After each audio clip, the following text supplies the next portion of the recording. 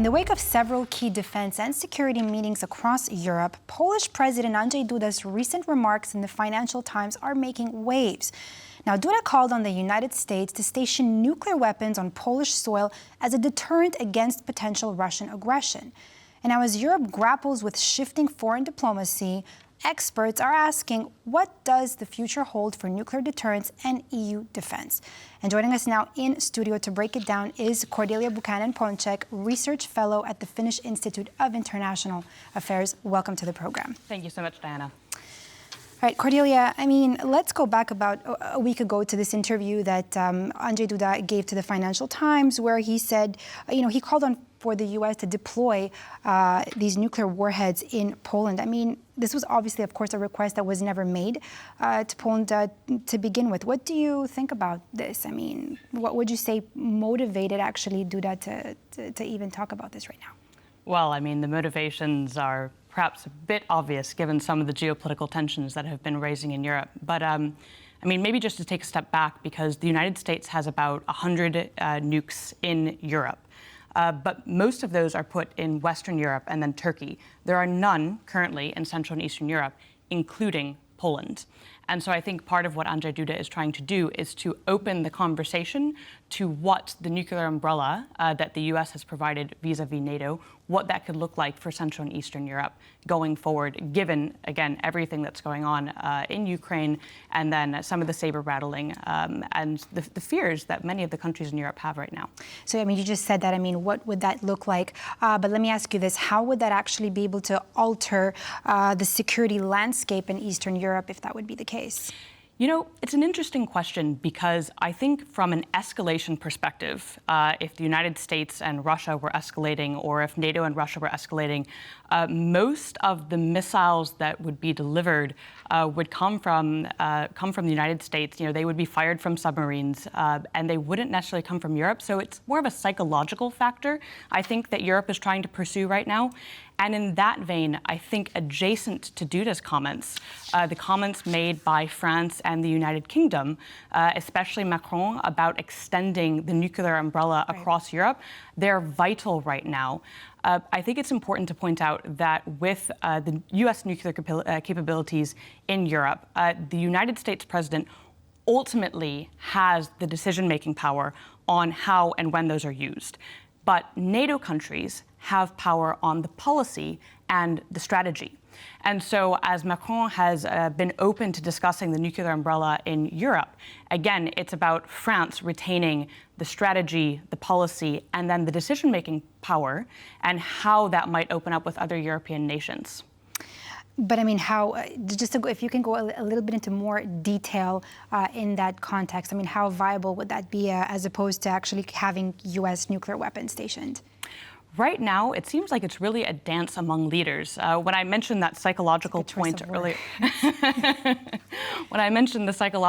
earlier, I think, obviously from a deterrence perspective, that's a big conversation that's happening, sort of this motions between Russia and the United States, Europe and United States, Europe and Russia, but then that's also happening among leaders. So from a practical standpoint, I would see both conversations as worth having right now, both the conversations with the French and the conversations with the Americans, because ultimately it's about trying to make Europe more safe and more secure.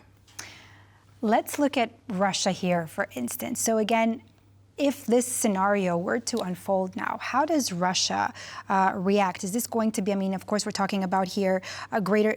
you're mentioning, of course, the security aspect, but wouldn't it also, in a way, make Russia nervous and also increase tensions with Russia? Certainly, it could increase tensions with Russia at a time when tensions with Russia are at a pretty high point. That said, I also want to take a step back and comment that this is a terrible conversation to be having, really.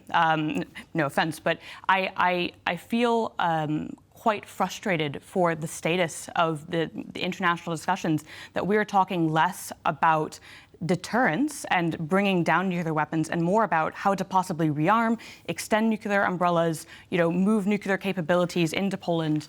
I mean, there are discussions now among nations like Poland about creating programs, nuclear programs within Poland and other countries because they no longer feel safe. So rather than trying to deter countries, some countries are feeling more pushed into developing their own nuclear programs, which poses significant risks. Significant risks such as? Significant risks such as deterrence and nuclear capabilities. The more countries that develop this, I mean, I think the more unsafe we become in terms of trying to deter countries from developing their nuclear capabilities. Corey, let me ask you this. You just mentioned rearm Europe, right? I mean, long-term, borrowing for the rearm Europe is projected to reach 800 billion euros. Do you think this is realistic? I have heard that this is realistic. I have heard both that this is not enough and that this is too much. Again, the numbers that are being thrown out right now, I think we're going to have to see how the procurement processes come through each of the different countries. But I can say for now, I'm glad that the European Union is taking steps towards arming Europe. What do you think that would mean actually for Europe's future defense spending capabilities? I think that it will increase. I mean, what we've seen from Germany, for example, is a huge step forward. Eliminating the step brake, being able to push forward and implement this constitutional reform in order to up spending in Germany. That's a significant step. We've already mentioned France, of course, and then Poland. So we can see that European countries are taking this seriously, and that means a lot for the defense capabilities. That said, it will take time to scale up. Countries will need to invest domestically, and I think that the European Union is going to have to find ways to mediate among European Union countries in how those investments are made in order to bring everybody to the top. Do you think that, or would you say, I mean, in your opinion, that this is the closest in years, if not in decades, that you've seen EU nations and EU countries kind of coming in to work together because suddenly they feel this threat either coming from Russia or, of course, after President Trump's reaction and saying that the EU should be doing more to take care of its own defense? Yes, I would say that we saw a lot of unity from the European Union after Russia undertook the full-scale invasion of Ukraine in 2022. We saw very swift action with the sanctions. We also saw very swift action with COVID-19. So when we talk about joint debt now in the European Union, the last reference point for joint debt would be COVID-19, which was a really important precedent that we can draw on now for the European Union to see the movements forward.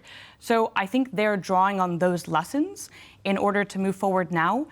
That said, we have heard strong talking points from European Union leaders before that haven't fully panned out, back to that 800 that you numbered. So we have to see how it will unfold and check in along the process. Thank you so much, Cordelia Buchanan, for being with us here today on World News. Absolutely, my pleasure, Diana. And that's all for this edition of World News Tonight here on TVP World. I'm Diana Skaya. Thanks for watching, and stay here with us for more news and insights.